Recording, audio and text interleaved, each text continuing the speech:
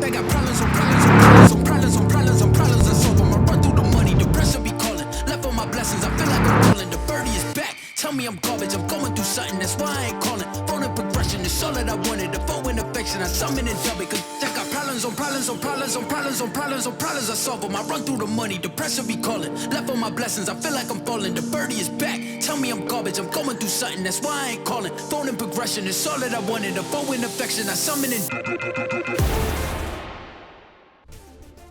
What's up, guys? All right, so you know the channel is called American Muscle HD, right? But what we have today, it's not American, so I hope you guys don't hate me for it, but it's certainly muscle. So behind me is the 2020 Mercedes-Benz AMG GTR, and it is absolutely ridiculous. I mean, there's not much else out there that rivals it, so we're gonna talk about what makes it so great. Problems on problems on problems on problems on problems on problems. I solve them. I run through the money. The pressure be calling. Left on my blessings. I feel like I'm falling. The birdie. Like most American cars, German cars, and any foreign cars kind of go over the top with their accessories. The cheapest option in this vehicle are these yellow seat belts, $500. You have this matte carbon fiber, inserts in the center console right here. That's about $4,000. You have the Burmeister 3D audio system, which is about $5,000. You have the convenience package, which includes like keyless entry, stuff like that. That's $1,300. It's just incredible. You have the yellow stitching, which is part of like an exclusive interior package. That's another $3,000 plus. Everything adds up in this interior. It's absolutely ridiculous. Such a nice interior. Everything is right where it needs to be. You know, you have this touchpad for your navigation unit. You have your very funky gear shifter, which is not like most gear shifters in American cars where it has gates and you can go down to reverse, neutral, drive. It's electronic, so you just tap it down and forward to go into reverse, neutral drive. It's very, very interesting. Yeah, just the entire layout of this interior is just insane. From the suede on the steering wheel, the yellow contrast stitching, these seats, which are incredibly supportive going around turns, because that's what this car is built to do. Everything about this interior is just A1.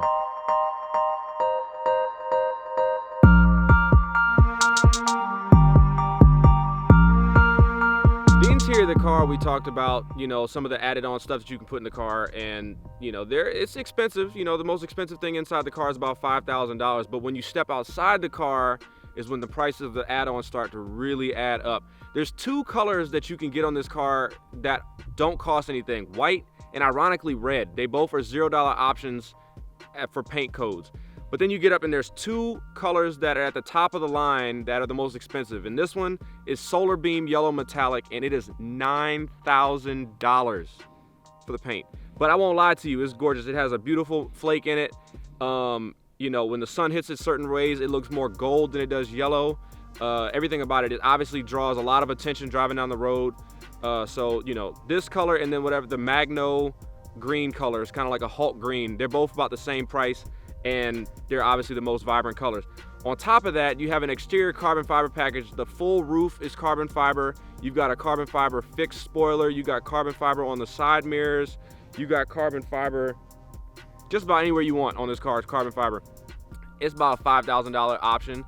The brakes on this car, $10,000 option. But that's not to be surprised. I mean, when you're going, on a racetrack and you're doing 150 plus mile an hour, you have to stop, and these brakes will stop. And then of course it has Michelin Pilot Cup Sport 2 tires on it, which are about $1,700 for all four tires. Just the rear tires alone, before mounting them, $1,100. So pretty much everything about this car is expensive, but it's fine because it's such a blast to drive that you kind of get over the expensive part. Obviously, if you can afford it. I can't afford it. I'm just blessed to be able to have a chance to drive it and review it and tell you guys about it.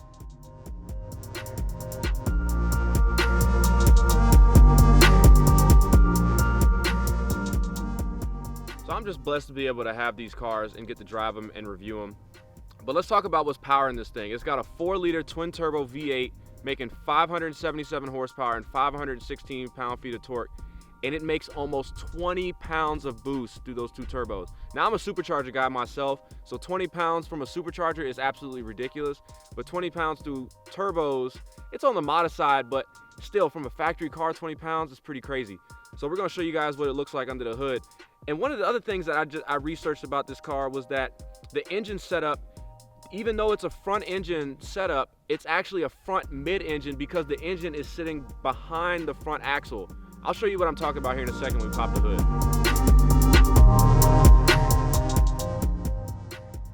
I was saying this car has a front mid-engine setup. Unlike many cars, most cars have just a regular front engine setup where the engine sits right on the cradle between, or the axle between the front wheels. Well, this car, the engine's actually sitting behind the cradle of the front wheels. It's sitting obviously before the windshield, but it's behind the wheels, making it a front mid-engine. And you have all this space taken up in the front, which is all air cleaners, coolers, radiators, intercoolers, all that stuff is sitting up in front of the motor. And also another cool thing is the turbos are sitting where the intake would be on this car. They're sitting between the V. Most times turbos you see on either outboard the motor, in front, sometimes behind the motor if they're, it could be rear mounted turbos. Most factory cars aren't like that, but that's the different options you can see. But this one, the turbos are sitting right there in the middle, which is really cool. So one thing you can distinguish when you open the hood, because it's a bunch of plastics, hoses, wires, these new cars, there's very few mechanical things you can see under the hood. But one thing you can see are those two turbos, which I like that AMG put at the forefront. And obviously, you wouldn't have it at AMG if you didn't have the badge on the front that had the technician or the engineer who inspected the motor before it went into the car. And our technician's name is Siegfried Seifert. So thank you, Siegfried, because this car is awesome, this motor is awesome. So yeah, every time you get an AMG, they're always gonna have the badge on there that shows the technician that approved it before it went in the car.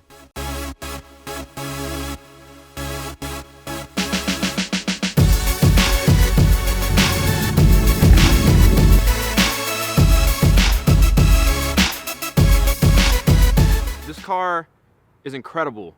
I'm no professional race car driver at all. I have a pretty good grip on how to drive this car after having it for a week, but at the same time, these roads are super narrow and super curvy, really, really tight turns, but this car can handle it, man. One of the coolest features about this car is the rear wheel steering. Under 62 miles an hour, the rear wheels steer opposite of the front wheels, allowing the car to take turns tighter. So it works really well in parking lot situations if you're going around a turn in a parking lot.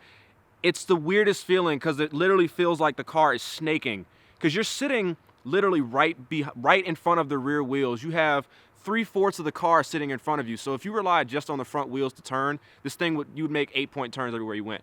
So kudos to Mercedes for incorporating rear wheel steer in this car. It's absolutely amazing. It goes crazy around turns. And like I said, it's just a really weird feeling when you're at slow speeds, because the car literally feels like it's turning like in the middle of the car.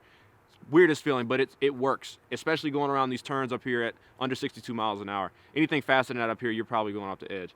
But anyways, this car has been a blast to drive. Never did I think I was gonna go from an $80,000 American car to a $208,000 German muscle car, we're gonna call it. I didn't think that was gonna happen, but here I am. So Lord only knows what next car we're gonna get. Stay tuned, because I always get into some crazy stuff and I always get the keys to something. So if you like this video, like, comment, subscribe on it, send it to a friend, and I'll see you next time. Appreciate it.